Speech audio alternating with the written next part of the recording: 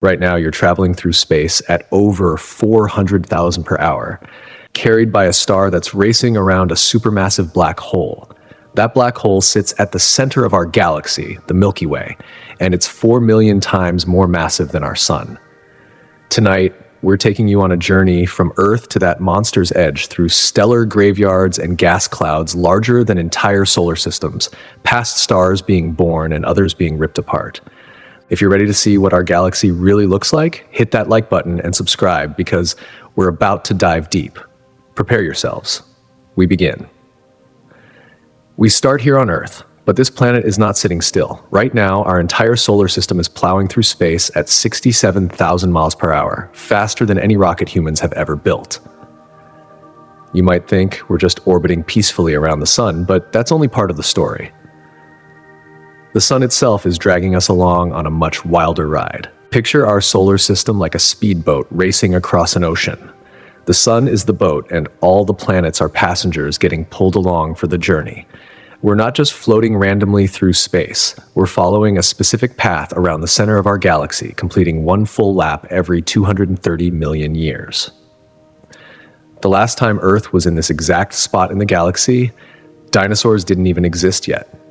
But here's where it gets strange. As we race around the galaxy, we're also bobbing up and down like that speedboat hitting waves. Every 33 million years, our solar system passes through the flat disk of the Milky Way, then rises above it, then dips below it. Some scientists think these crossings might trigger mass extinctions on Earth. When we pass through the galactic disk, we encounter more cosmic radiation, asteroid fields, and gravitational chaos. Think of it like driving through different neighborhoods in a massive city. Sometimes we're in quiet suburbs with nothing but empty space around us. Other times we're speeding through busy downtown areas packed with stars, gas clouds, and cosmic debris. Right now, we're in one of the quieter neighborhoods, which might be why life had a chance to develop on our planet. The strangest part is that we're not traveling alone. Our solar system sits inside a huge bubble of hot, thin gas that stretches for over 1,000 light years in every direction. This bubble was carved out by massive stars that exploded millions of years ago. Their explosions swept away most of the dense gas and dust, leaving us in this relatively empty pocket of space. Without this protective bubble, Earth might look very different. Dense clouds of gas and cosmic radiation could have made it much harder for life to survive.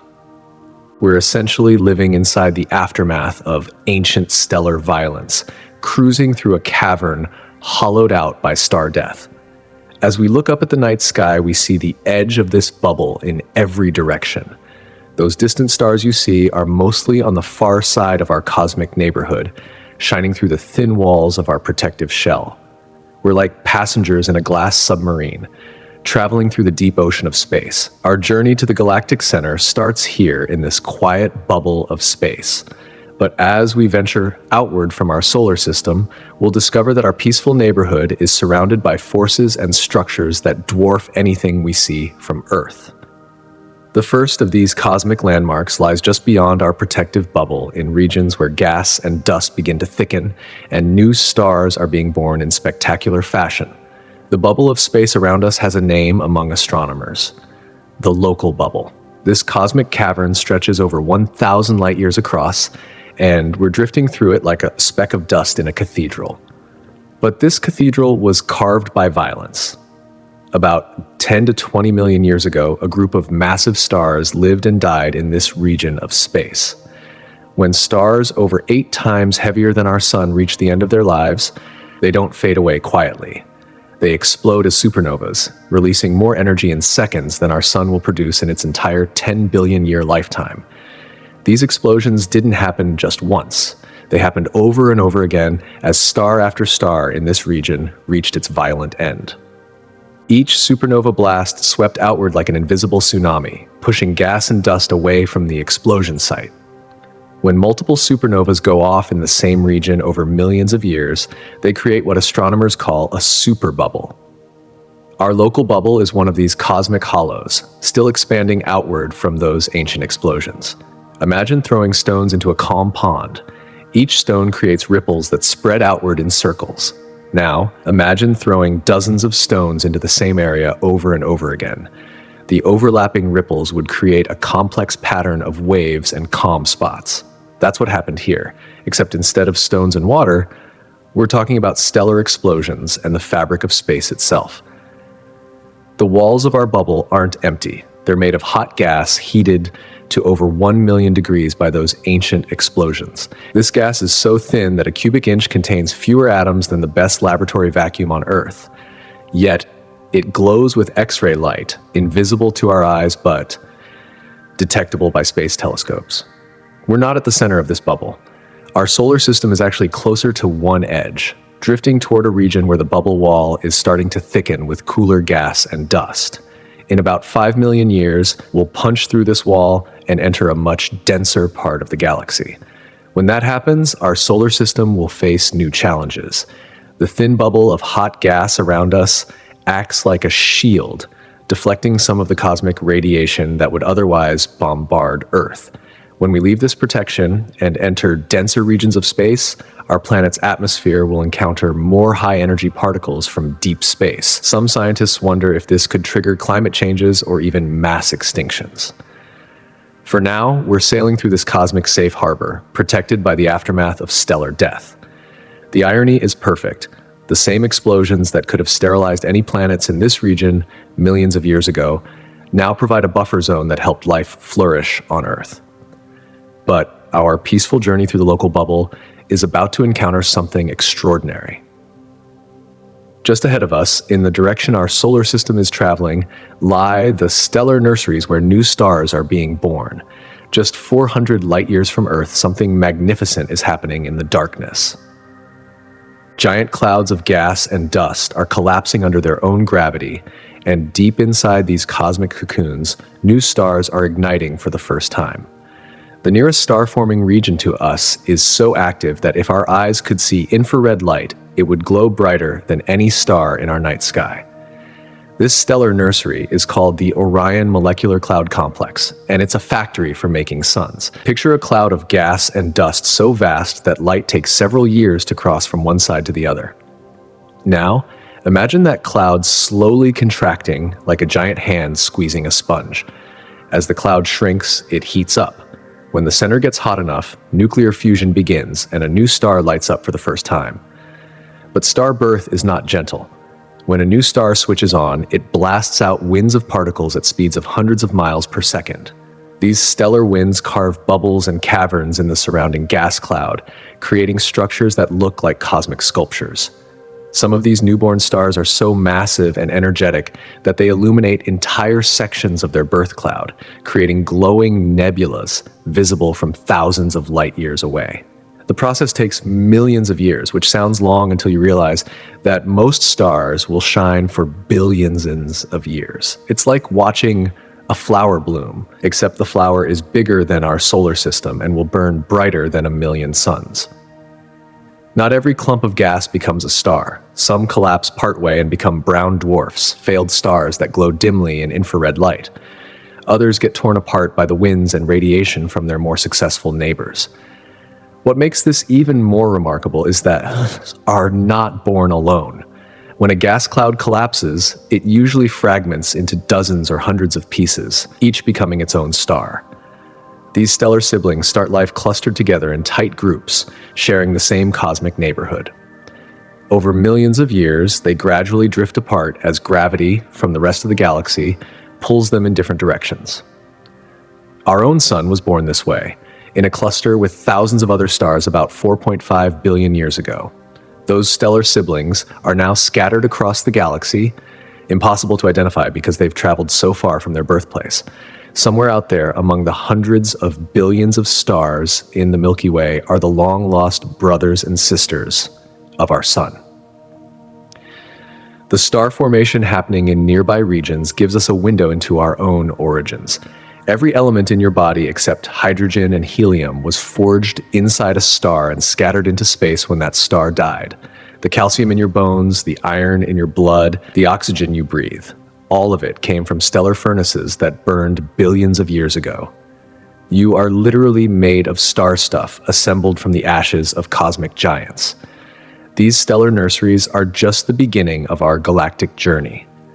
As we venture further from Earth, we'll encounter the larger structure that contains these star-forming regions. Our solar system doesn't live in just any random part of the galaxy. We're embedded in a structure so vast that early astronomers had no idea it existed. The Orion Arm, also called the Local Arm, is a minor spiral arm of the Milky Way that stretches for thousands of light years in both directions from our position. We're not just riding along with this structure, we're actually woven into its fabric. Think of the Milky Way galaxy like a massive hurricane seen from space. The bright, spiral arms you see in pictures are like the storm's bands of clouds, except instead of water vapor, these arms contain stars, gas, and dust. Most galaxies have 2 or 4 major spiral arms, but they also have smaller arms and spurs branching off from the main structure. The Orion Arm is one of these smaller branches. For decades, astronomers thought we lived in a tiny spur connecting 2 major arms, but recent observations have revealed something surprising. The Orion Arm is much larger and more substantial than anyone realized. It extends for over 20,000 light years, making it a significant galactic feature in its own right. We're not living in a cosmic backwater. We're part of a major galactic highway. This spiral arm contains some of the most famous objects in our night sky. The bright stars of Orion, Perseus, and Cygnus all belong to our local arm. So do many of the stellar nurseries where new stars are being born, including those vast molecular clouds we just explored. The arm acts like a gravitational river, channeling gas and dust into dense streams where star formation can occur. But spiral arms are not permanent structures. They're more like traffic jams on a cosmic highway. As material orbits the galaxy, it gets bunched up in certain areas, creating the appearance of spiral patterns. Stars and gas clouds flow into the arms, spend some time there, then flow back out into the spaces between arms. Our solar system has probably drifted in and out of spiral arms multiple times during its journey around the galaxy. The density difference between arms and the spaces between them affects star formation rates across the galaxy. When gas clouds enter a spiral arm, they get compressed by the increased gravitational forces and higher densities. This compression can trigger the collapse of gas clouds into new stars. Then, as massive stars form and eventually explode as supernovas, they can disrupt nearby star formation or trigger even more stellar births. We're currently positioned about halfway between the galaxy's center and its outer edge in what astronomers call the galactic habitable zone. This might not be a coincidence. Closer to the center, there's too much radiation and gravitational chaos for stable planetary systems. Further out, there aren't enough heavy elements to build rocky planets like Earth. Our location in the Orion Arm puts us in a cosmic sweet spot. As we journey deeper into the galaxy, we'll leave our familiar local arm behind and encounter the much more massive structures that dominate the inner regions of the Milky Way. Hold on to something, because the numbers we're about to share will change how you think about motion forever. You're not just sitting there reading this, you're racing through space faster than a rifle bullet, faster than a jet fighter, faster than anything humans have ever built. And that's just the beginning of your cosmic speed. Right now, Earth is spinning on its axis at over 1,000 miles per hour at the equator. That's your first layer of motion. But Earth is also orbiting the Sun at 67,000 miles per hour, carrying you along for the ride. Most people know about these motions, but they're nothing compared to what comes next. Our entire solar system is orbiting the center of the Milky Way galaxy at 514,000 miles per hour. Let that sink in. Every second you travel over 140 miles through space, just from galactic rotation. If you could somehow step outside this motion and watch our solar system pass by, we would streak past you faster than a beam of light appears to move to the human eye. But even that's not the full story. Our galaxy itself is moving through space. The Milky Way is falling toward a massive galaxy cluster called the Virgo cluster at over 1 million miles per hour. And the Virgo cluster is being pulled toward an even larger structure called the Great Attractor at incredible speeds. And when you add up all these motions, you're traveling through the universe at roughly 1.5 million miles per hour. Think about this. In the time it takes you to read this sentence, you've traveled hundreds of miles through space, and you never felt a thing. There's no cosmic wind in your hair, no sense of acceleration. You're surfing through the universe at mind-bending speeds, and the only reason you don't feel it is because everything around you is moving together. This galactic motion has consequences beyond just impressive numbers. As our solar system orbits the galaxy, we encounter different environments. Sometimes we pass through the galaxy's spiral arms, where star formation is active and radiation levels are higher. Other times we cruise through quieter regions between the arms, like we're doing now. Our orbital speed also means we complete one full trip around the galaxy every 230 million years. Astronomers call this period a galactic year. Since Earth formed, we've completed about 20 galactic years. The last time we were at this exact position in our galactic orbit, the most complex life on Earth was simple marine creatures. Dinosaurs, mammals, and humans have all evolved during our current trip around the galaxy. The Milky Way's rotation is not uniform. Stars closer to the center orbit faster, while stars at the outer edges move more slowly. This differential rotation is what maintains the galaxy's spiral structure. If everything rotated at the same speed, the spiral arms would wind up too tightly and disappear within a few 100 million years. As we journey further toward the galactic center, we'll encounter regions where these cosmic speeds become even more extreme and where the effects of our galaxy's rotation create some of the strangest phenomena in the universe. Between the bright stars that light up our night sky lurk the cosmic dead. Scattered throughout our local region of the galaxy are the remnants of stars that burned out long ago, leaving behind objects so strange they seem like science fiction. These stellar corpses are invisible to our eyes, but they're everywhere around us, and some of them are among the most dangerous objects in the universe. The most common stellar graveyard residents are white dwarf stars. These are the dense, hot cores left behind when stars like our sun reach the end of their lives. A white dwarf packs about 60% of our sun's mass into a sphere roughly the size of Earth. That means a teaspoon of white dwarf material would weigh as much as a car. The nearest white dwarf to us is only 8.5 light years away, making it one of our closest stellar neighbors.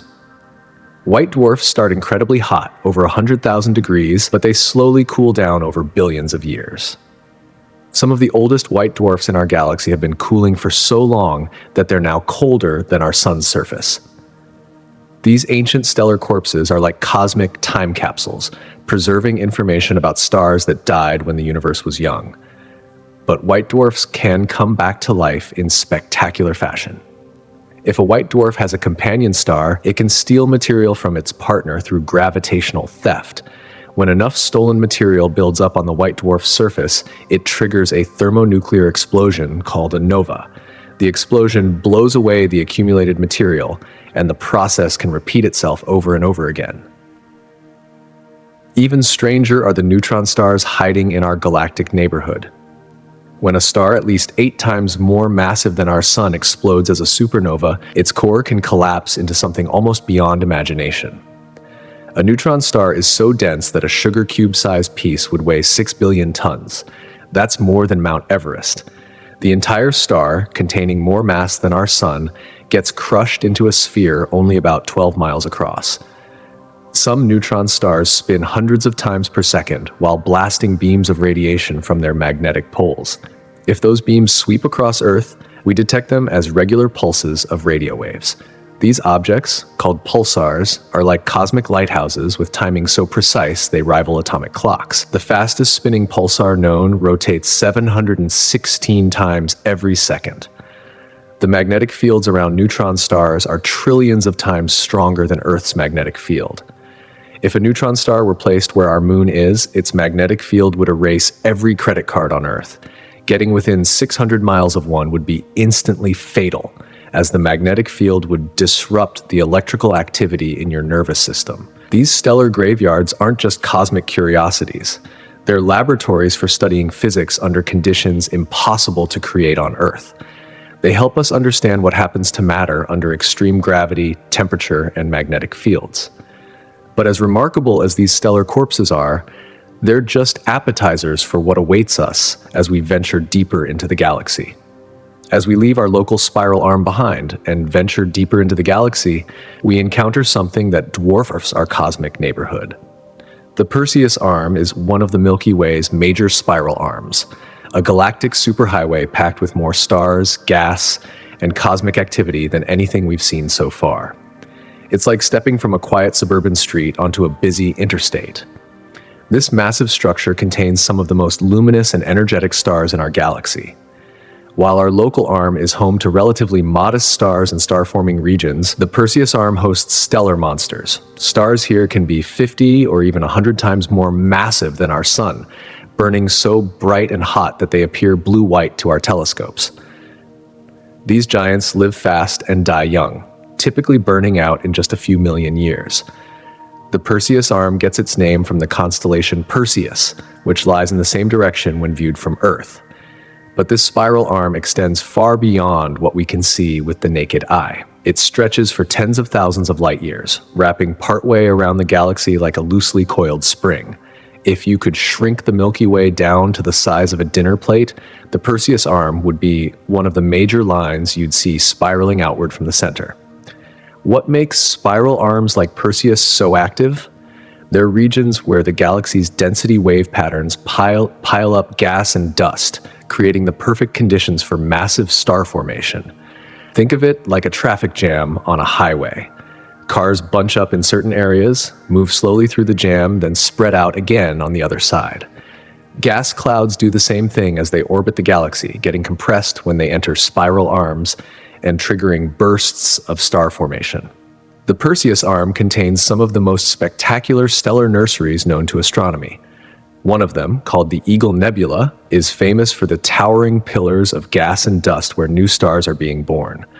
These pillars stretch for several light years and are being carved by the intense radiation from nearby massive stars. Another region, the Rosette Nebula, glows bright red from ionized hydrogen gas heated by a cluster of hot young stars at its center. But the Perseus arm isn't just about star birth. It's also home to some of the most violent stellar deaths. When those massive blue stars reach the end of their brief lives, they explode as supernovas with the energy of billions of suns. These explosions can be seen from other galaxies millions of light years away. They also inject heavy elements into space, enriching the surrounding gas with the building blocks needed for rocky planets and potentially life itself. Traveling through the Perseus arm would be like driving through a cosmic construction zone. Everywhere you look, there's activity. Stars being born, stars exploding, gas clouds colliding and merging, and intense radiation fields that would sterilize any unprotected spacecraft. It's beautiful and deadly at the same time. As we continue our journey toward the galactic center, we'll encounter even more massive structures and more extreme conditions. Imagine looking up at the night sky and seeing not just individual stars, but entire cities of them packed so tightly together they look like glowing clouds. As we journey deeper into the galaxy, we encounter star clusters containing hundreds of thousands, even millions of stars, all born from the same cosmic nursery. These stellar cities are some of the most spectacular and crowded places in the Milky Way. The most massive star clusters in our galaxy are called globular clusters, and they're ancient beyond imagination. These spherical collections of stars formed when the universe was young, over 12 billion years ago. A single globular cluster can contain 1 million stars packed into a space just a few hundred light years across. If Earth orbited a star in the center of a globular cluster, our night sky would contain thousands of stars brighter than Venus, turning night into a brilliant twilight. Picture the density difference. In our solar neighborhood, the nearest star is over 4 light years away. In the core of a globular cluster, stars can be separated by distances smaller than our solar system. If our sun lived in such a crowded environment, we might have dozens of neighboring stars closer than Pluto. The gravitational interactions between all these stars would make planetary orbits chaotic and unstable. But globular clusters aren't the only stellar cities in our galaxy.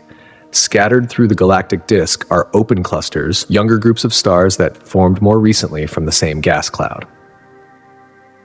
The most famous open cluster visible to the naked eye is the Pleiades, also called the Seven Sisters. This cluster contains over 1,000 stars, all born within the last 100 million years from a single molecular cloud. Open clusters are stellar nurseries we can observe in action. Unlike ancient globular clusters where star formation ended billions of years ago, some open clusters are still embedded in the gas and dust clouds where they formed. We can watch new stars igniting while others are still condensing from the surrounding material. It's like seeing a cosmic city under construction. These stellar cities don't last forever. Over hundreds of millions of years, gravitational interactions with other stars and gas clouds gradually strip away the cluster members. Stars get kicked out of the group and become isolated wanderers, like our Sun. Most open clusters dissolve completely within a billion years, scattering their stars across the galaxy. The stars in these clusters are like cosmic laboratories for testing our understanding of stellar evolution. Since all the stars in a cluster formed at the same time from the same material, they provide perfect natural experiments. Astronomers can compare how stars of different masses evolve by studying cluster members of various sizes and weights. Some of the most massive star clusters in our galaxy are so packed with giant stars that they're called superstar clusters. These regions contain dozens of stars over 50 times more massive than our Sun, all crowded into areas smaller than our solar system. The radiation and stellar winds from these monsters create some of the most extreme environments in the galaxy. As we venture even deeper toward the galactic center, we'll discover that these impressive star clusters are just a preview of the cosmic chaos that awaits us. Between the stars flows an invisible ocean.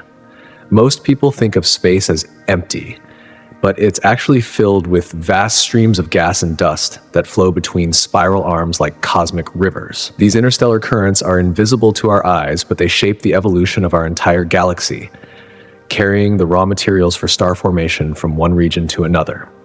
These gas streams aren't randomly scattered through space. They follow specific patterns created by the galaxy's rotation and gravitational forces. As the Milky Way spins, differential rotation causes gas clouds to stretch and shear, creating long filaments that can extend for thousands of light years. Think of it like stirring honey into coffee. The stirring motion creates spiral patterns and streams that follow the direction of rotation. The composition of these interstellar rivers tells the story of stellar life and death across the galaxy. Most of the gas is hydrogen and helium left over from the Big Bang, but mixed throughout are heavier elements forged inside stars and scattered by supernova explosions. Carbon, oxygen, silicon, iron, and dozens of other elements flow through these cosmic currents, gradually enriching different regions of the galaxy with the building blocks of rocky planets. Some of these rivers flow inward toward the galactic center, while others spiral outward toward the galaxy's edge. The inward flowing streams feed the massive star formation regions near the galactic core. The outward flowing currents carry processed material from the crowded inner galaxy to the quieter outer regions where our solar system lives. Over billions of years, this circulation has gradually redistributed elements throughout the Milky Way. But these aren't gentle, steady flows. The interstellar medium is turbulent and chaotic, stirred by stellar winds, supernova explosions, and gravitational forces from massive stars and star clusters. Shock waves from stellar explosions can trigger the collapse of nearby gas clouds, starting new cycles of star formation. Other shock waves can disrupt star formation by heating and dispersing the raw materials before they can condense. Temperature variations in these gas streams create a complex ecosystem of interstellar environments. Some regions contain hot, thin gas heated to millions of degrees by supernova explosions. Other areas harbor cold, dense molecular clouds where temperatures drop to just a few degrees above absolute zero. These molecular clouds are the nurseries where new stars form, but they make up only a small fraction of the total interstellar volume. The magnetic fields threading through these gas streams add another layer of complexity. These fields, though incredibly weak by terrestrial standards, can guide the flow of charged particles and influence how gas clouds collapse to form stars. They also accelerate cosmic rays, high-energy particles that travel throughout the galaxy at nearly the speed of light. As our journey takes us closer to the galactic center, these interstellar rivers become more turbulent and energetic. The gas densities increase, the magnetic fields strengthen, and the rate of star formation accelerates dramatically. We're approaching regions where the calm interstellar medium of our local neighborhood gives way to the cosmic maelstrom surrounding the galaxy's heart. The next major structure we'll encounter represents a dramatic escalation in scale and violence. We've now reached one of the galaxy's true giants. The Scutum Centaurus arm is the longest and most massive spiral arm in the Milky Way, a cosmic structure so vast it wraps more than halfway around the entire galaxy. If the Perseus arm was a busy highway, this is a superhighway carrying the bulk of our galaxy's star formation and stellar activity. This massive arm gets its name from two constellations visible from Earth, Scutum and Centaurus. But those tiny patches of sky barely hint at the true scale of this structure. The Scutum Centaurus arm extends for over 60,000 light-years, making it longer than the distance from Earth to the galactic center. It contains some of the most active star-forming regions in the entire galaxy. What makes this arm so special is its proximity to the galactic center. As one of the inner spiral arms, it receives a constant flow of gas and dust from the galaxy's central regions. This material gets funneled along the arm's length, creating an almost continuous chain of stellar nurseries and massive star clusters. The arm acts like a cosmic assembly line for manufacturing stars. The star formation rate in the Scutum Centaurus arm is staggering. In some regions, new stars are being born at rates thousands of times higher than in our quiet local neighborhood.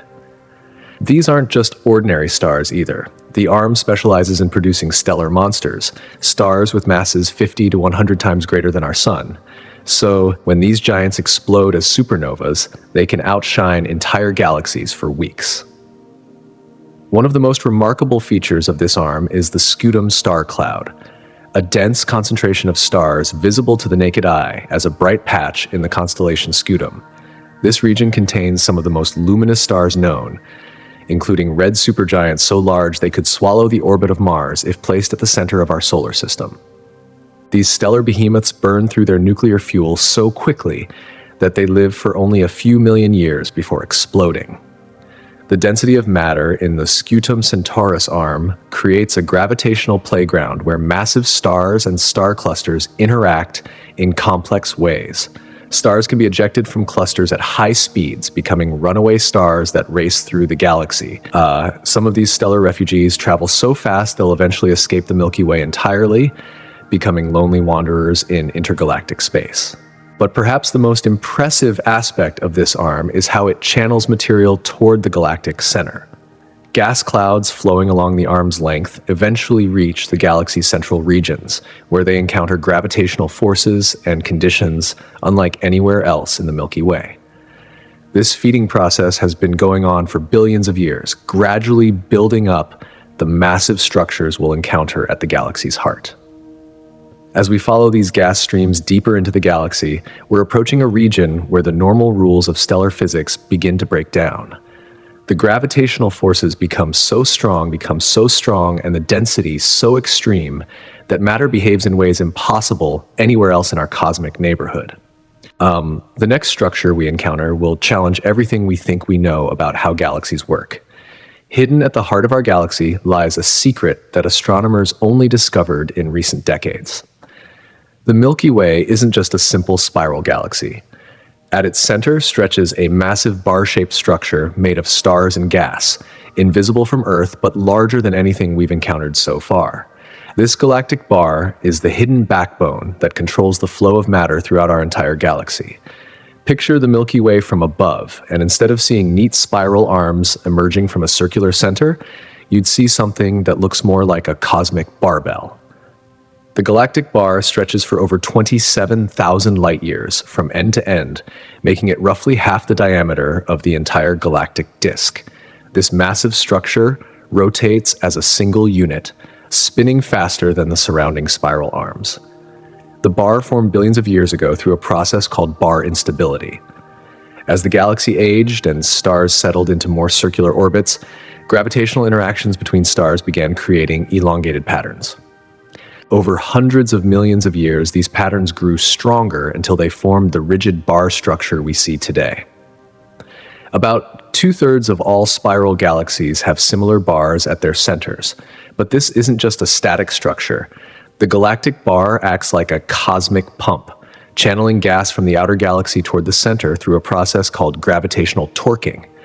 As gas clouds orbit the galaxy and encounter the bar's gravitational field, they get deflected from circular orbits into elongated paths that spiral inward. It's like water flowing down a drain, except the drain is 27,000 light-years long. This inward flow of gas has profound consequences for the entire galaxy. The bar has been feeding material to the galactic center for billions of years, building up the massive structures and dense stellar populations we find there. Without the bar's pumping action, the central regions of our galaxy would be much quieter and less active places. The bar also affects the motion of stars throughout the galaxy.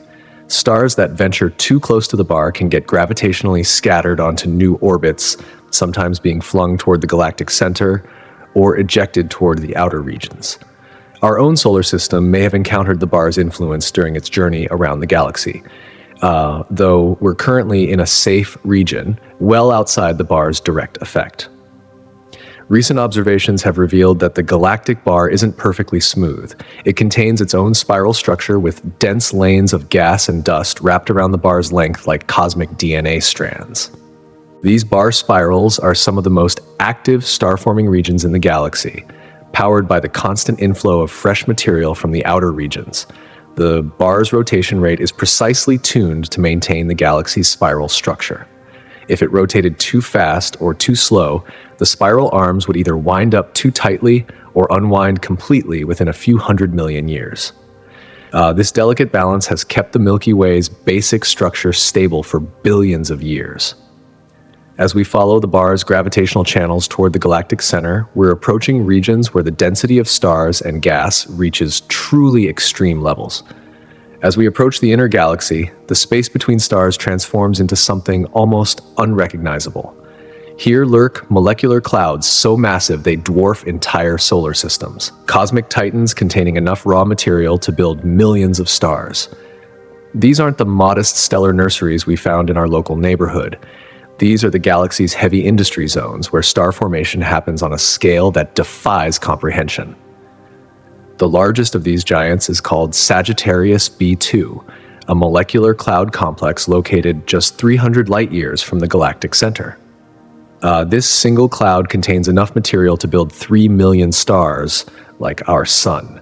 If you could somehow compress our entire solar system down to the size of a marble, Sagittarius B2 would still be larger than a football stadium. The cloud is so massive that its gravitational pull affects the orbits of nearby stars. But size isn't the only thing that makes these clouds remarkable. The conditions inside them are unlike anything in our quiet corner of the galaxy. Temperatures drop to just 10 degrees above absolute zero, making them some of the coldest places in the universe. At these frigid temperatures, hydrogen atoms stick together to form hydrogen molecules, creating a dense fog of gas and dust particles.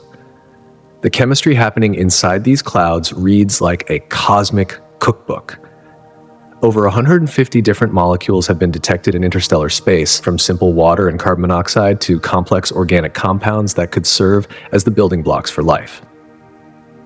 Some clouds contain vast quantities of ethyl alcohol, enough to fill Earth's oceans. Others harbor molecules that smell like raspberries or taste like rum. These molecular giants don't just sit passively in space. They're constantly being stirred and heated by radiation from nearby stars, shockwaves from supernova explosions, and magnetic fields that thread through the galaxy. This turbulence creates a complex internal structure with dense cores, expanding shells, and streaming flows of material. The clouds are like cosmic weather systems, complete with their own storms and circulation patterns. When sections of these clouds become dense enough, gravity takes over and triggers collapse. But the collapse doesn't happen all at once. Different parts of the cloud collapse at different rates, creating a cascade of star formation that can last for millions of years. The most massive regions collapse first, forming the giant stars that will eventually explode and trigger more collapse in neighboring areas. The scale of star formation in these regions can be breathtaking. A single molecular cloud complex can give birth to thousands of stars simultaneously, creating massive stellar associations that outshine entire galaxies. Some of the most luminous star-forming regions in the known universe are powered by molecular clouds near galactic centers. As we venture deeper into the galaxy's heart, these molecular titans become even more extreme. The densities increase, the gravitational forces strengthen, and the rate of star formation reaches levels that would sterilize any nearby planetary systems with radiation. We're approaching the galaxy's central molecular zone, where the normal rules of star formation break down completely. Welcome to the most extreme neighborhood in our galaxy. The central molecular zone is a ring of molecular clouds surrounding the Milky Way's center, and it's unlike anywhere else we've visited. Here, just a few hundred light years from our galaxy's supermassive black hole, the laws of physics are pushed to their absolute limits. This is where cosmic violence and stellar birth collide in ways that would be impossible anywhere else in the galaxy. The entire central molecular zone spans about 1,000 light years across, but contains as much gas and dust as the rest of the inner galaxy combined. That's enough raw material to build 10 million stars like our sun, all packed into a region that represents less than 1% of the galactic disk's area. If our local region of space has the density of air, the central molecular zone has the density of water.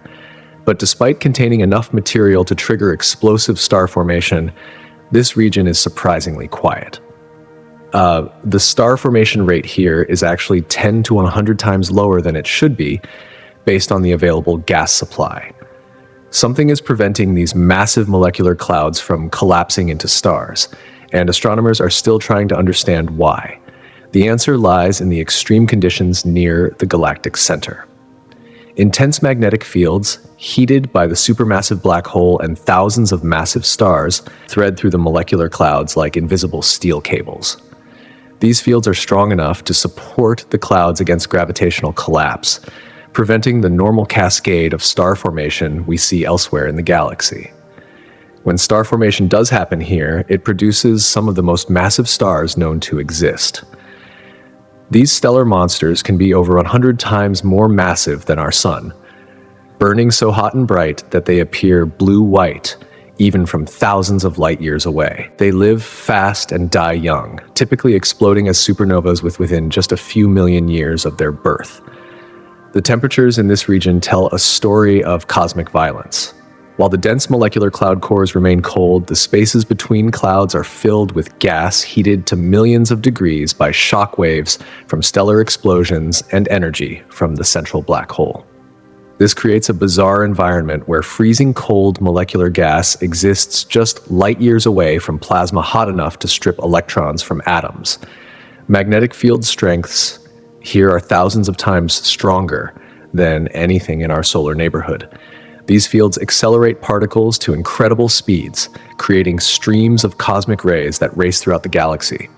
Some of these high-energy particles eventually reach Earth, where they're detected by cosmic ray observatories as showers of subatomic particles in our atmosphere.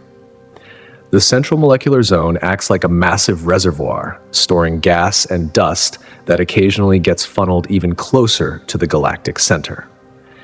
When gravitational instabilities or stellar explosions disrupt the delicate balance, streams of material spiral inward toward the supermassive black hole, triggering bursts of activity that can be detected across the electromagnetic spectrum. As we venture deeper into this cosmic maelstrom, we're approaching the point of no return. Deep in the heart of our galaxy, something is broadcasting. Radio telescopes on Earth detect a constant stream of signals coming from the galactic center. Electromagnetic messages that carry information about conditions no human will ever experience firsthand. These radio waves have traveled 26,000 light years to reach us, bringing news from the most violent place in our cosmic neighborhood. The signals tell a story of chaos. Unlike the steady radio emissions from normal stars, the galactic center broadcasts in bursts and flares that can change intensity within minutes. Sometimes the signal strength increases by factors of hundreds or thousands, then fades back to normal levels. These fluctuations are the radio signatures of matter falling into our galaxy's central black hole, screaming its final electromagnetic distress call before disappearing forever. But the central black hole isn't the only radio source in this crowded region. Scattered throughout the galactic center are dozens of compact radio sources, each one a cosmic lighthouse beaming energy in all directions. Some of these are neutron stars, the ultra-dense remnants of massive stellar explosions. Others are stellar mass black holes, smaller cousins of the central monster that are actively feeding on nearby gas and dust. The most mysterious radio signals come from long, thin structures called non-thermal filaments. These cosmic threads stretch for hundreds of light years through the galactic center, glowing brightly in radio wavelengths, but remaining completely invisible to optical telescopes. Scientists think they're illuminated by high-energy electrons spiraling through powerful magnetic fields, but their exact nature remains one of astronomy's unsolved puzzles. Radio observations have also revealed the skeletal structure of gas flows near the galactic center. Hot ionized gas streams spiral inward toward the central black hole, creating curved radio arcs that map out the gravitational field's influence. These gas streams don't fall straight in. Instead, they follow complex orbital paths, sometimes orbiting the black hole multiple times before finally crossing the point of no return. One of the most dramatic radio discoveries was the detection of massive gas clouds being torn apart by the central black hole's gravity. Astronomers watched in real time as a cloud called G2, containing about 3 times Earth's mass, stretched into a long stream as it approached the black hole. The radio emissions tracked the cloud's destruction over several years, providing a front-row seat to gravitational violence on a cosmic scale. The radio waves also reveal the presence of a hot, thin atmosphere surrounding the galactic center.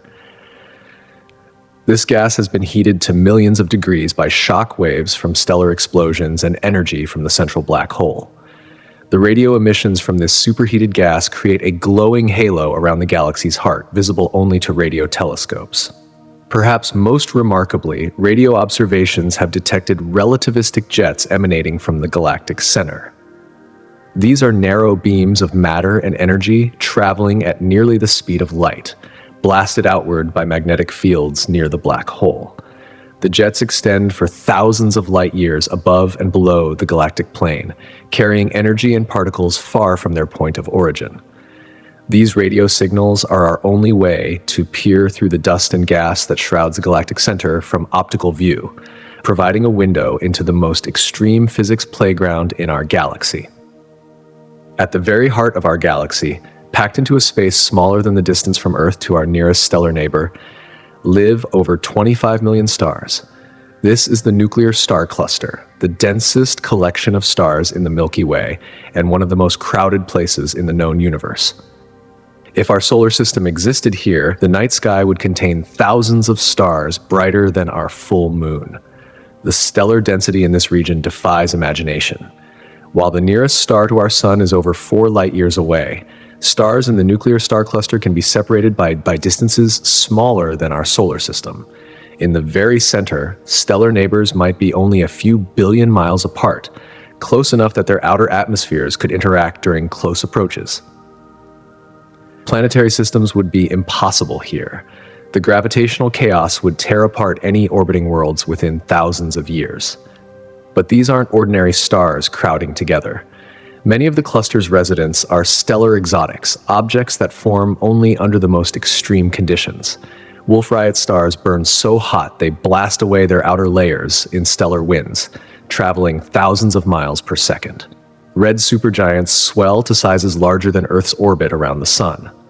Blue hypergiants shine with the luminosity of millions of suns, burning through their nuclear fuel so rapidly they'll explode within a few million years. The gravitational environment here operates by different rules than anywhere else in the galaxy. Stars don't follow simple elliptical orbits like planets around the sun. Instead, they trace complex rosette patterns as they're tugged by the combined gravity of millions of neighbors and the supermassive black hole at the center. Some stars follow such elongated orbits that they swing from the cluster's edge nearly to the black hole's event horizon and back again. The cluster formed through a process that took billions of years. As gas flows spiraled inward toward the galactic center, they triggered bursts of star formation in the dense environment near the supermassive black hole. Over time, these stellar generations built up into the massive cluster we see today. But star formation here wasn't a gradual process. It happened in violent episodes triggered by major gas infall events, creating distinct populations of stars with different ages and compositions. Life cycles here are compressed and accelerated. Massive stars form, live, and die within just a few million years, their supernova explosions adding to the chaos. The cluster contains dozens of stellar mass black holes, neutron stars, and white dwarfs, all packed into the same small volume with the living stars. When these compact objects encounter each other, they can spiral together and merge, creating gravitational wave signals that ripple across the universe. The nuclear star cluster acts like a natural particle accelerator, using gravitational slingshot effects to launch stars at incredible velocities. Some stars get ejected from the cluster at speeds exceeding 1,000 miles per second, fast enough to escape the galaxy entirely. These hypervelocity stars have been detected racing through the Milky Way's outer regions, stellar refugees from the galactic center's gravitational violence.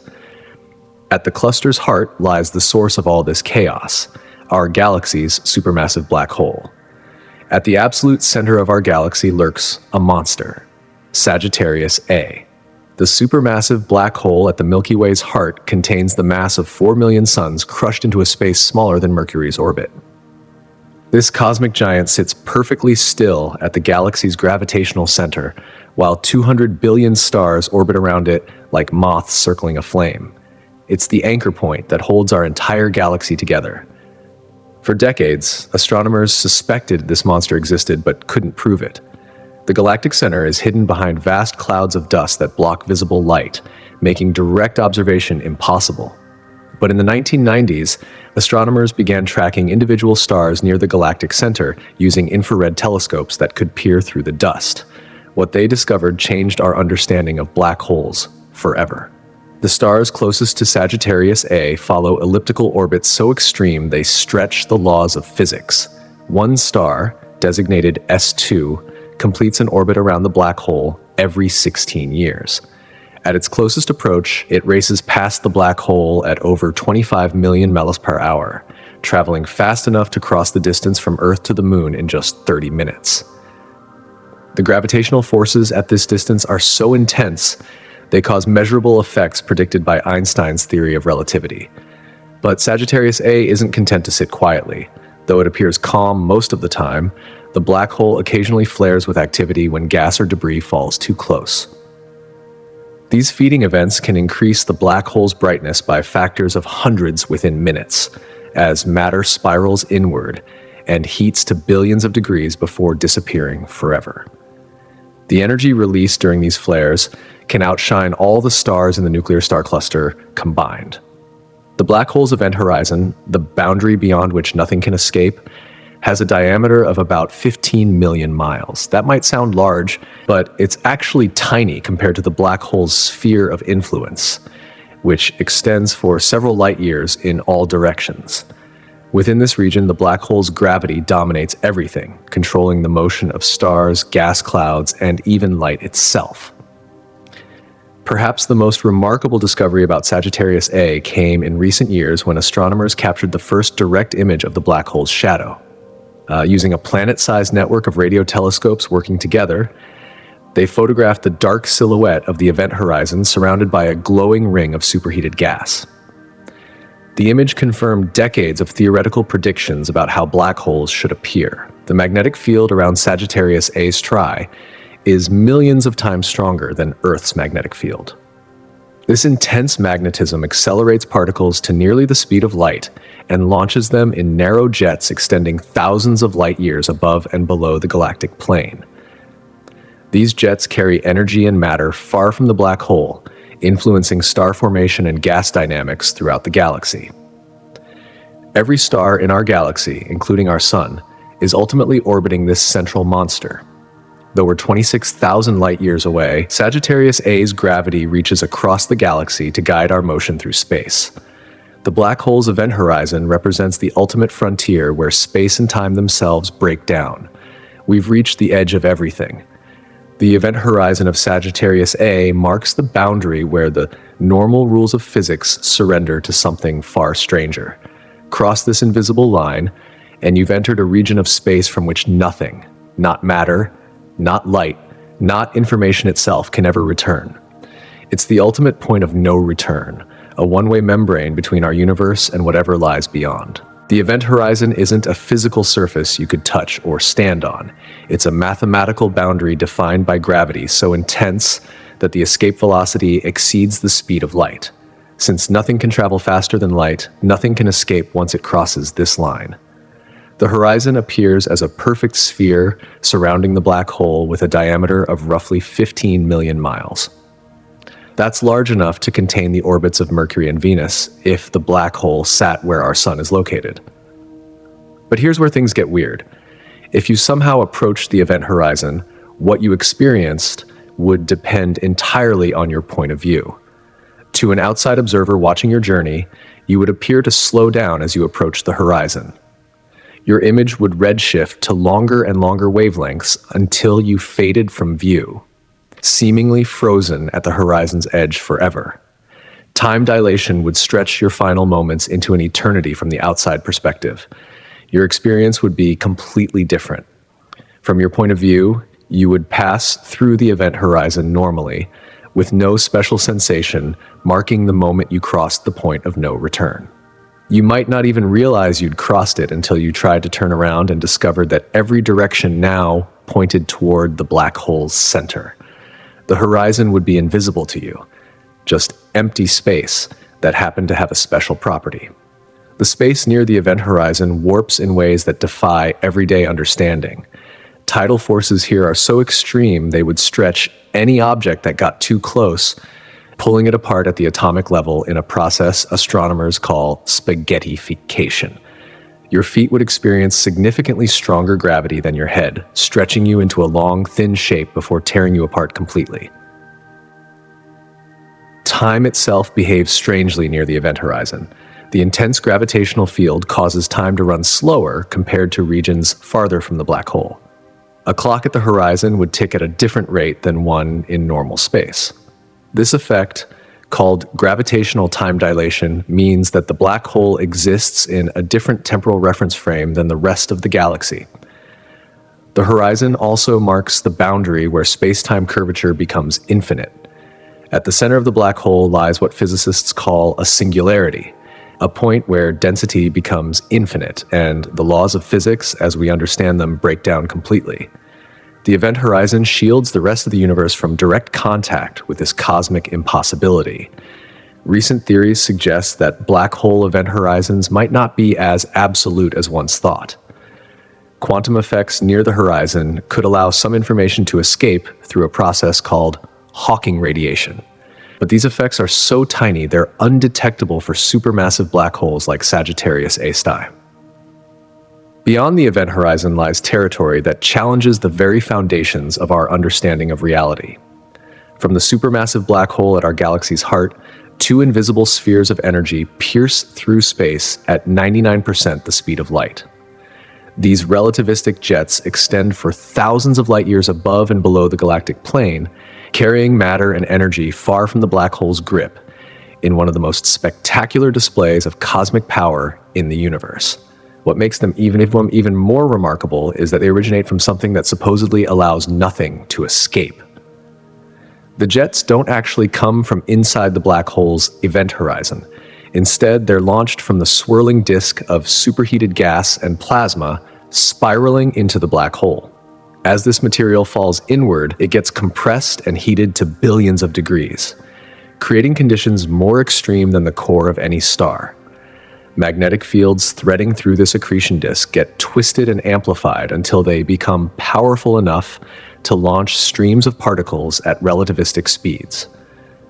Think of the magnetic field lines like rubber bands being twisted tighter and tighter. Eventually, they snap back with tremendous force, accelerating charged particles along narrow channels that extend far from the black hole. These jets are incredibly narrow, maintaining their focus across thousands of light years with a precision that would be impossible through any human technology. The jets from Sagittarius A Sty are relatively weak compared to those from more active, supermassive black holes in other galaxies. Some galactic jets are so powerful they can be detected from billions of light years away, outshining all the stars in their host galaxies combined. Our galaxy's central black hole is currently in a quiet phase, producing jets that are barely detectable even with our most sensitive instruments. But even these weak jets carry enormous amounts of energy. The particles racing along them have been accelerated to energies millions of times higher than anything achievable in human-built particle accelerators. When these high-energy particles interact with magnetic fields or matter along their path, they produce gamma rays, the most energetic form of electromagnetic radiation in the universe. The jets also serve as cosmic particle accelerators, creating some of the highest energy cosmic rays that bombard Earth's atmosphere. These particles travel so fast that time dilation effects become significant. A particle in one of these jets experiences time passing much more slowly than we do, meaning its journey across the galaxy takes only minutes or hours from its own perspective, even though thousands of years pass in our reference frame. Recent observations have revealed that the jets from Sagittarius A Sty change direction over time. The black hole's rotation axis doesn't always point in the same direction, causing the jets to wobble like water from a spinning sprinkler. This precession occurs over time scales of thousands of years, slowly sweeping the jets across different regions of the galaxy. The jets also interact with the surrounding interstellar medium, creating shock waves and heating gas clouds they encounter along their path. This process helps regulate star formation in the galaxy by injecting energy into molecular clouds that might otherwise collapse to form new stars. These relativistic beacons represent the black hole's most visible influence on the galaxy around it, extending its reach far beyond the gravitational prison of the event horizon. Near the supermassive black hole at our galaxy's center, time itself becomes a variable. The intense gravitational field warps the fabric of space-time so severely that clocks run slower, distances stretch, and the fundamental nature of reality bends in ways that would seem impossible anywhere else in the universe. Welcome to the realm where Einstein's wildest theories become everyday physics. This time-warping effect, called gravitational time dilation, means that time passes differently depending on how close you are to the black hole. A clock placed just outside the event horizon would tick significantly slower than an identical clock in normal space. From our perspective on Earth, 26,000 light-years away, that clock would appear almost frozen, its hands barely moving as gravity stretches each second into an eternity. The effect isn't subtle. Near Sagittarius A Sty at the black hole's event horizon, time dilation becomes infinite from an outside observer's perspective. This means that anything falling toward the black hole would appear to slow down dramatically as it approached the horizon, its image redshifting and fading until it became invisible, seemingly frozen at the edge of forever. But the time warping extends far beyond the event horizon itself. Stars orbiting close to the black hole experience measurable time dilation effects. The star S2, which we encountered earlier, racing around the black hole every 16 years, actually ages slightly slower than it would if it orbited farther away. Over millions of years, this difference could add up to thousands of years of extrastellar lifetime. The warping of time is intimately connected to the warping of space. Near the black hole, space itself becomes curved like a bowling ball, creating a depression in a stretched rubber sheet. This curvature affects not just the passage of time, but also the paths that light and matter must follow. Straight lines in normal space become curved trajectories in the black hole's vicinity. One of the most mind-bending consequences of this space-time warping is the existence of closed, time-like curves. In certain regions near rotating black holes, it becomes theoretically possible for a path through space-time to loop back on itself, potentially allowing travel into the past. However, these exotic paths exist only in the most extreme gravitational environments, and would require surviving conditions that would destroy any known form of matter. The time dilation effects near Sagittarius A Sty also influence the light we receive from objects in that region. Radio signals from gas clouds spiraling into the black hole arrive at Earth with their frequencies shifted by the gravitational field. This gravitational redshift provides astronomers with a direct measurement of the black hole's mass and the strength of its gravitational field. Perhaps most remarkably, the time warping around supermassive black holes might help explain some of the biggest mysteries in cosmology. Some theories suggest that the extreme space-time curvature near black holes could be connected to the expansion of the universe itself, linking the smallest and largest scales of cosmic physics. As we pull back from this region where time itself bends and breaks, we begin to see how our entire galaxy is embedded in an even larger and more mysterious structure. Our entire galaxy is embedded inside something invisible and mysterious. Surrounding the Milky Way's visible stars and gas clouds is a massive spherical halo made of dark matter, a substance that outweighs everything we can see by a factor of 10 to 1. This dark halo extends far beyond the galaxy's spiral arms, creating an invisible architecture that holds our cosmic home together and determines how it moves through the universe. Dark matter doesn't emit, absorb, or reflect light of any kind. It's completely invisible to every form of electromagnetic radiation, from radio waves to gamma rays. The only way we know it exists is through its gravitational effects on the visible matter around it. Stars in the outer regions of galaxies orbit faster than they should based on the visible mass alone.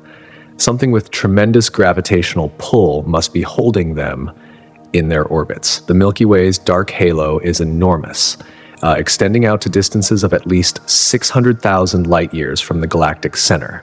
That's 3 times larger than the visible galaxy and large enough to encompass several of our satellite galaxies. If you could somehow see dark matter, our galaxy would look like a small bright disk floating at the center of a much larger diffuse sphere. This invisible halo contains roughly 1 trillion solar masses worth of dark matter, making it by far the most massive component of our galactic system. All the stars, gas, dust, and planets in the Milky Way combined represent only about 15% of the total mass. We're essentially living inside a dark matter structure with some normal matter sprinkled on top like seasoning on a vast cosmic meal. The dark halo isn't perfectly smooth. Computer simulations suggest it contains substructure with clumps and streams of dark matter flowing through it. Some of these dark matter clumps might be the remnants of smaller galaxies that were torn apart by the Milky Way's gravity billions of years ago. Others could be primordial structures that formed in the early universe and survived to the present day. The nature of dark matter remains one of the biggest unsolved mysteries in science. Leading candidates include exotic particles that interact only through gravity and the weak nuclear force, making them nearly impossible to detect directly. Laboratory experiments around the world are searching for signs of these particles, but so far, dark matter continues to live up to its name. The dark halo also plays a crucial role in how our galaxy formed and evolved. In the early universe, dark matter clumped together first, creating gravitational wells that attracted normal matter. Gas fell into these dark matter halos and eventually formed the first stars and galaxies. Without dark matter's gravitational scaffolding, galaxies like the Milky Way could never have formed. Our motion through the dark halo creates a cosmic wind of dark matter particles streaming through the solar system at hundreds of kilometers per second. This dark matter wind is completely undetectable to our senses, but it represents one of the most abundant forms of matter in the universe, flowing past us every second. Beyond our galaxy's dark halo lie even larger structures that dwarf everything we've encountered so far. Our galaxy is not alone. Orbiting the Milky Way like cosmic moons around a planet are dozens of smaller galaxies, gravitational captives locked in eternal dance with our galactic giant. These satellite galaxies range from tiny collections of a few million stars to substantial stellar cities containing billions of suns. Together, they form a complex gravitational ecosystem that has been evolving for billions of years. The most famous of our satellite galaxies are the Large and Small Magellanic Clouds, visible to the naked eye from the southern hemisphere as fuzzy patches of light. The Large Magellanic Cloud contains about 30 billion stars, making it roughly 1/10 the mass of the Milky Way.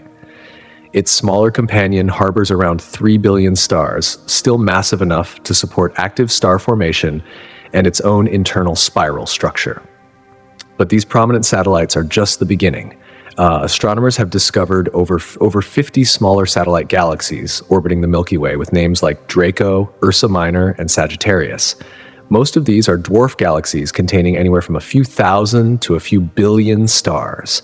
They're spread across the sky in all directions, some as close as 75,000 light years, and others as distant as 3 million light years from our galactic center.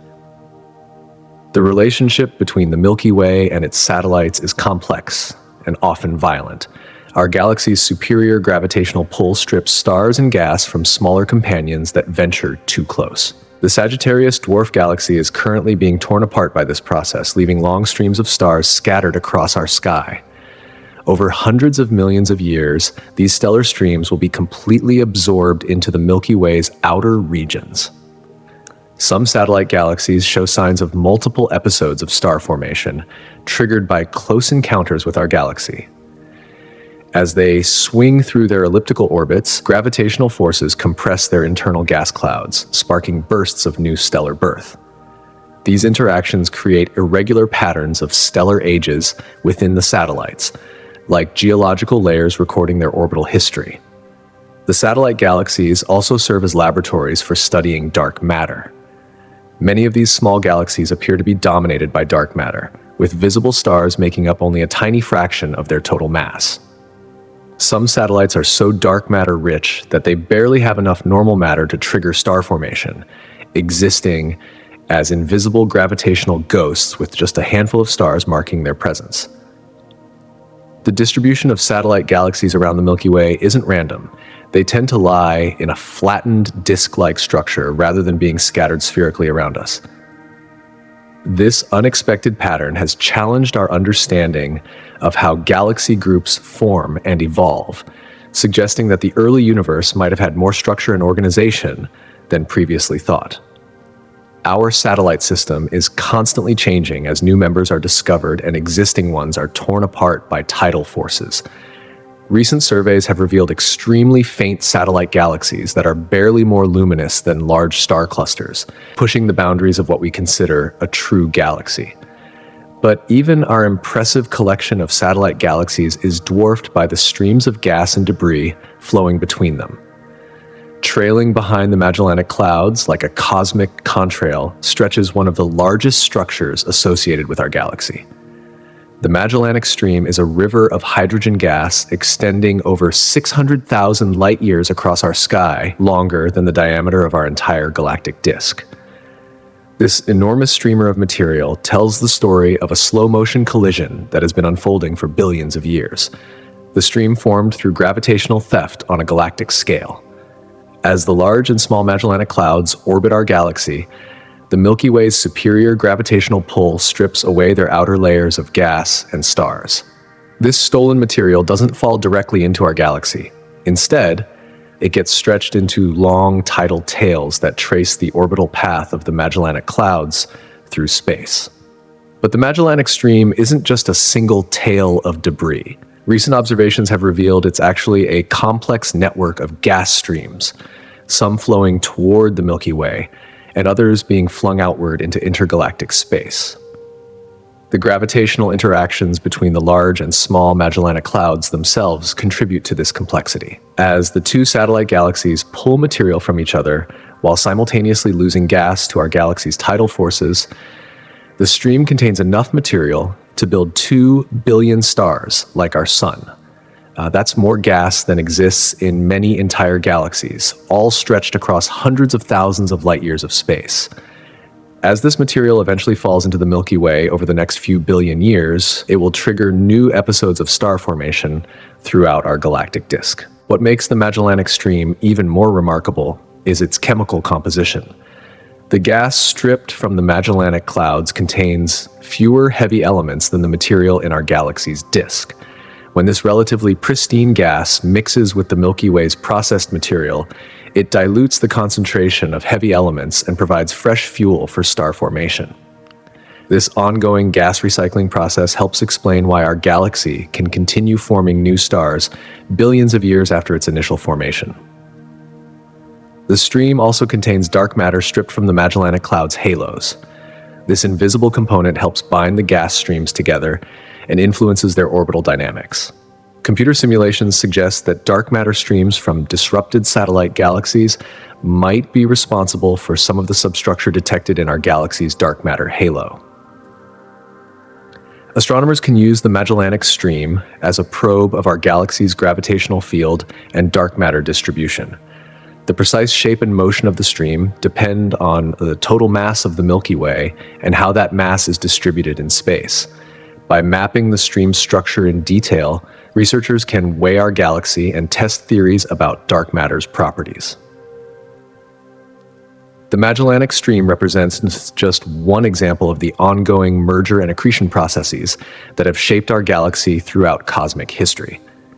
Similar streams from other disrupted satellite galaxies crisscross the Milky Way's outer regions, providing evidence that galaxy formation is an ongoing process rather than a single ancient event. But all these gradual changes pale in comparison to the cosmic collision that awaits us in the future. In 4.5 billion years, our night sky will transform into something unrecognizable. The Andromeda Galaxy, currently racing toward us at 250,000 miles per hour, will collide with the Milky Way in the most spectacular cosmic event our galaxy will ever experience. This collision will reshape both galaxies, flinging stars into new orbits and potentially triggering the largest burst of star formation in either galaxy's history. Don't let the word collision fool you. When galaxies collide, individual stars almost never actually hit each other. The distances between stars are so vast that most would pass through the chaos unaffected. Instead, it's a collision of gravitational fields, gas clouds, and dark matter halos. The overall structure of both galaxies will be completely transformed, but the process will unfold over hundreds of millions of years. Andromeda is the largest galaxy in our local group, containing roughly 1 trillion stars compared to our galaxy's 400 billion. It's also approaching us nearly head-on, which will make the collision even more dramatic than if the galaxies were to experience a glancing blow. Computer simulations suggest the initial encounter will send streams of stars flying out into intergalactic space, creating spectacular tidal tails hundreds of thousands of light years long. The supermassive black holes at the centers of both galaxies will eventually spiral toward each other, creating one of the most energetic events possible in the universe. As these monsters orbit closer and closer together, they'll generate gravitational waves that will ripple through space-time itself. The final merger of the black holes will release more energy in gravitational waves than all the stars in both galaxies combined produce in light. Our solar system will likely survive this cosmic reshuffling, though our location within the galaxy will probably change dramatically. The sun and its planets might get flung to the outer regions of the merged galaxy, or we could end up closer to the new galactic center. The good news is that by the time this collision occurs, the sun will be entering its red giant phase anyway, so Earth's habitability will already be compromised by our star's evolution. The collision will also trigger massive bursts of star formation as gas clouds from both galaxies collide and compress. These starbursts will light up the merged galaxy with the brilliance of billions of new stars, creating one of the most luminous objects in the local universe. The star formation rate could increase by factors of hundreds compared to current levels. Astronomers have already given this future merged galaxy a name, Milky Way. It will likely be an elliptical galaxy rather than a spiral, as the collision will disrupt the organized rotation patterns that may maintain spiral structure. The new galaxy will be larger and more massive than either of its parents, containing the combined stellar populations of both the Milky Way and Andromeda. But even this cosmic catastrophe represents just one phase in the long-term evolution of our galactic home. As larger forces continue to shape the universe around us, our galaxy's story will not have a happy ending. Over time scales so vast they dwarf the current age of the universe, the Milky Way will gradually fade away as its stars burn out one by one, leaving behind a cold, dark cemetery of stellar corpses drifting through an ever-expanding cosmos. The death of our galaxy will unfold over trillions of years, but the process has already begun. The first stage of galactic death is already underway. Our galaxy's star formation rate has been declining for billions of years as the supply of fresh gas gets depleted. Most of the hydrogen and helium available for making new stars has already been consumed or expelled from the galaxy by stellar winds and supernova explosions. Within about 10 billion years, the Milky Way will stop forming new stars entirely, becoming what astronomers call a red and dead galaxy.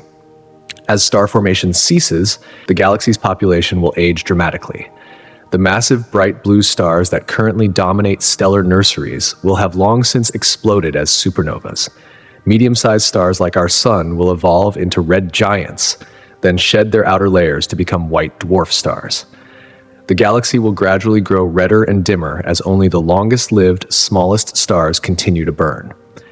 Red dwarf stars, the most common type in our galaxy, can burn for trillions of years. These tiny, cool stars will be the last lights shining in the aging Milky Way, providing dim illumination for cosmic timescales that stretch human imagination. But even these stellar survivors will eventually exhaust their nuclear fuel and fade to brown dwarf remnants. The supermassive black hole at our galaxy's center will play an increasingly important role as the galaxy ages.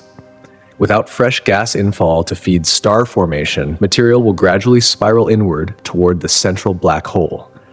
Stars that venture too close will be torn apart by tidal forces, briefly flaring as their material gets consumed. Eventually, the black hole will devour a significant fraction of the galaxy's remaining mass.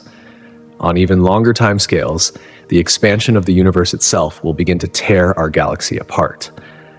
Dark energy, the mysterious force driving cosmic acceleration, will eventually overcome the gravitational forces holding the Milky Way together. Individual star systems will be carried away from each other by the expanding fabric of space itself. The final chapter in our galaxy's story involves the evaporation of its remaining black holes through Hawking radiation. This quantum mechanical process causes black holes to slowly leak energy and shrink over periods measured in Google years. Numbers so large they're written with more zeros than there are atoms in the observable universe. When the last black hole evaporates, it will mark the end of the Milky Way's existence. But perhaps death isn't the right word for this cosmic transformation. The matter and energy that once made up our galaxy will persist in new forms, possibly contributing to entirely different structures in a universe we can barely imagine. The carbon, oxygen, and other heavy elements forged in our galaxy's stars will continue to exist, potentially serving as building blocks for whatever comes next in the cosmic story. Yet, even in its eventual fate, our galaxy remains part of something much larger and more magnificent. The Milky Way is impressive, but it's barely a speck compared to some of the galactic giants lurking in the deeper universe. Scattered across the cosmos are galaxy monsters so massive they make our home like a cosmic minnow. These galactic behemoths contain hundreds of trillions of stars, stretch for millions of light years, and harbor black holes so massive they could swallow our entire solar system millions of times over. The largest known galaxy is IC 1101, a giant elliptical galaxy that spans over 5 million light-years from end to end. To put that in perspective, the distance from our galaxy to Andromeda could fit inside this monster more than 20 times.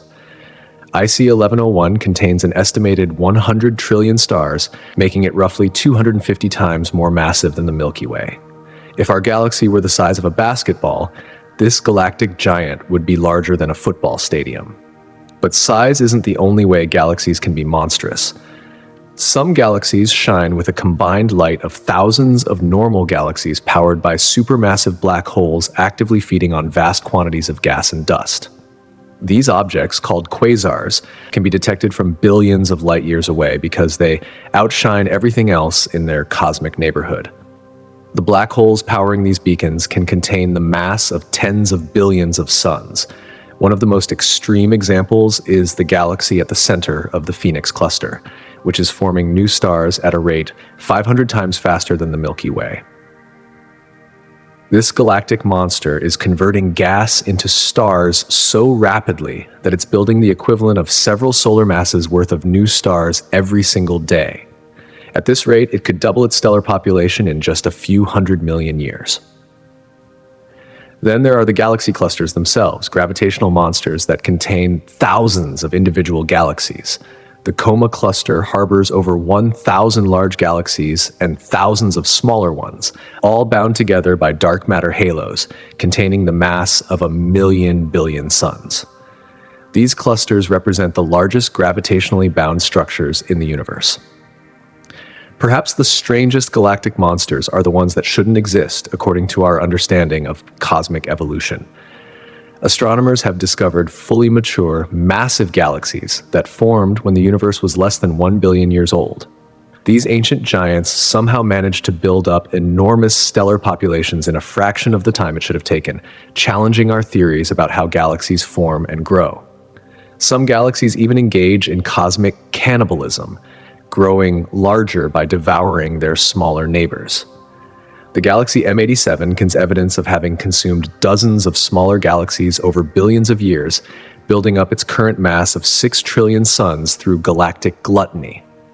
Our Milky Way, with its modest 400 billion stars and civilized spiral structure, represents just one small example of what galaxies can become. We live in a relatively quiet cosmic neighborhood, but the universe contains galactic monsters that dwarf anything in our local experience. These cosmic giants help us understand our own galaxy's place in the vast hierarchy of cosmic structures.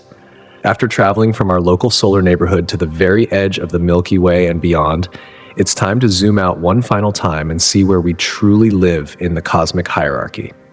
Our complete cosmic address reads like a map of nested structures, each one larger and more magnificent than the last, stretching from the familiar to the almost incomprehensibly vast. We start with Earth orbiting the Sun in a solar system located in the local bubble within the Orion arm of the Milky Way galaxy. But that's just the beginning of our address. Our galaxy belongs to the local group, a collection of over 80 galaxies dominated by the Milky Way, Andromeda, and Triangulum. This entire group spans about 10 million light years and contains roughly 3 trillion stars. The local group in turn sits on the outskirts of the Virgo cluster, a massive collection of over 2,000 galaxies centered about 54 million light years away. The Virgo cluster contains some of the largest galaxies known, including the giant elliptical M87 with its 6 billion solar mass black hole.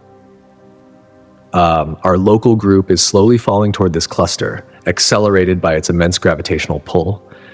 But even the Virgo cluster is just a small part of something much larger. It sits near the center of the Virgo supercluster, also called the local supercluster, a vast sheet of galaxies and galaxy clusters stretching across 110 million light years. This structure contains roughly 100,000 galaxies and represents one of the largest coherent structures in the nearby universe. Recent discoveries have revealed that our supercluster is itself part of an even larger structure called Laniakea, Hawaiian for immeasurable heaven. This supercluster of superclusters spans 500 million light years and contains the mass of 100 million billion suns.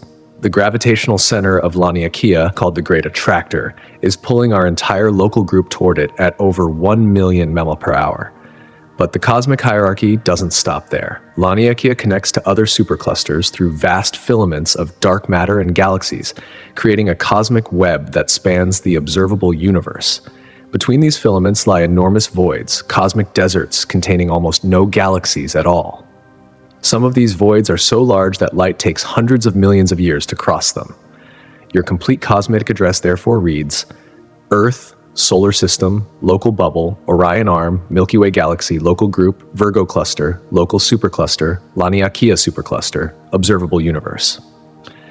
Each level of this address represents structures that are home to increasingly vast numbers of stars, planets, and potentially other forms of life.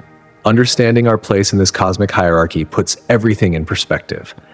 The journey we've taken from Earth to the galactic center and beyond represents just one tiny thread in the vast cosmic web. Yet within that web, on a small rocky planet orbiting an ordinary star, something extraordinary has happened. Matter has organized itself into forms complex enough to contemplate its own existence and map the very structures that contain it. We are the universe becoming aware of itself, one galaxy at a time. We began this journey 26,000 light years from home, racing through space at 500,000 miles per hour. We've witnessed stellar nurseries giving birth to giants, explored the hidden architecture of spiral arms, and stared into the face of a monster black hole that anchors our entire galaxy. From the quiet bubble of space around our solar system to the cosmic web that connects superclusters across hundreds of millions of light years, we've traced the path from the familiar to the almost unimaginable. The Milky Way isn't just our cosmic home. It's a dynamic, evolving system where matter and energy dance on scales that stretch human comprehension. Every element in your body was forged in the nuclear furnaces of stars that lived and died long before our solar system existed. You are literally made of galactic recycled material, assembled from stellar ash that has journeyed across space and time to become part of something capable of understanding its own origins. But perhaps the most remarkable discovery from our galactic odyssey is how much we still don't know. Dark matter outweighs everything we can see by 10 to 1, yet its nature remains completely mysterious. The supermassive black hole at our galaxy's heart follows the laws of physics into realms where space and time themselves break down. The cosmic web that connects galaxy clusters across the universe appears to be accelerating apart due to an even more mysterious dark energy. We live in an age of cosmic discovery unprecedented in human history. Every year brings new revelations about our galactic home, from the detection of gravitational waves rippling through space-time to direct images of black hole event horizons.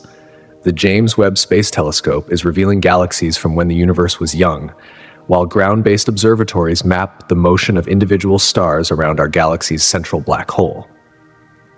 Yet for all our cosmic knowledge, we remain the only known observers in this vast galactic theater.